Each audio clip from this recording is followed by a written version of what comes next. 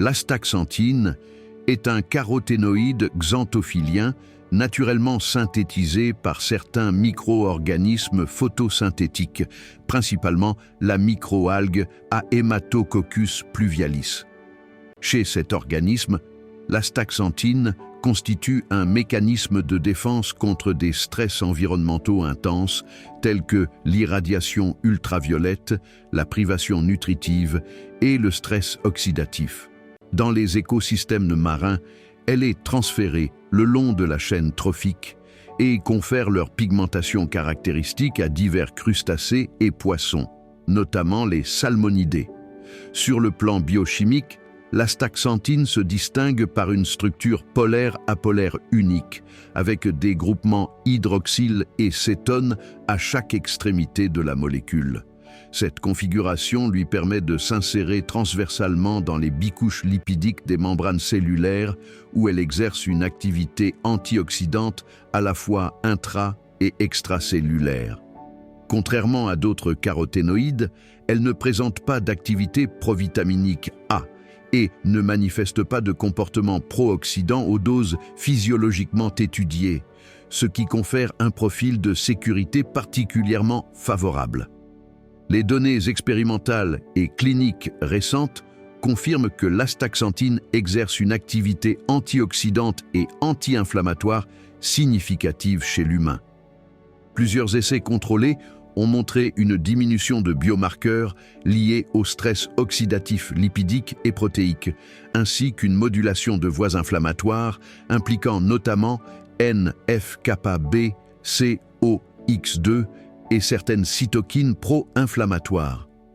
Ces mécanismes soutiennent l'hypothèse d'un rôle potentiel dans la prévention ou l'atténuation de pathologies associées au stress oxydatif chronique et à l'inflammation de bas grade.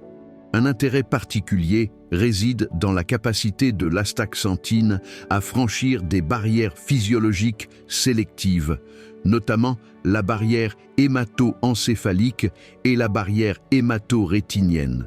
Cette propriété explique l'augmentation des travaux portant sur ses effets neuroprotecteurs et oculaires. Des études cliniques suggèrent une amélioration de la microcirculation rétinienne, une réduction de la fatigue visuelle et, dans certains contextes, une protection contre les dommages photo-oxydatifs induits par la lumière bleue et les ultraviolets. Les données relatives aux fonctions cognitives demeurent à ce stade limitées, mais cohérentes avec les résultats observés dans les modèles précliniques.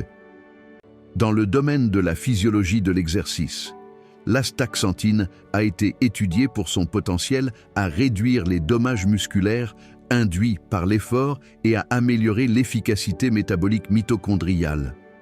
Plusieurs essais rapportent une diminution de marqueurs de peroxydation lipidique et de stress oxydatif post-exercice, ainsi qu'une amélioration modeste mais reproductible de certains paramètres de performance ou de récupération, bien que les résultats restent hétérogènes selon le niveau d'entraînement et le protocole expérimental. La supplémentation chez l'humain repose majoritairement sur des doses comprises entre 4 et 12 mg par jour, utilisées dans des études de durée moyenne, 4 à 12 semaines. Des doses plus élevées, allant jusqu'à 20 mg par jour, ont été explorées dans des contextes d'inflammation ou de stress oxydatif accru, avec une bonne tolérance globale. L'astaxanthine étant liposoluble, sa biodisponibilité dépend fortement de sa formulation et de la présence de lipides alimentaires, ce qui constitue un paramètre méthodologique essentiel dans l'interprétation des résultats cliniques. Un consensus se dégage également quant à la supériorité de l'astaxanthine naturelle issue de Haematococcus pluvialis par rapport aux formes synthétiques, tant en termes de configuration stéréoisomérique que d'efficacité biologique. Cette forme naturelle est celle utilisée dans la majorité des essais cliniques publiés, et son intégration dans une matrice lipidique améliore significativement son absorption intestinale. En conclusion, l'astaxanthine représente un composé bioactif d'intérêt majeur en nutrition et en prévention, disposant d'un socle mécanistique solide et d'un nombre croissant de données cliniques chez l'humain.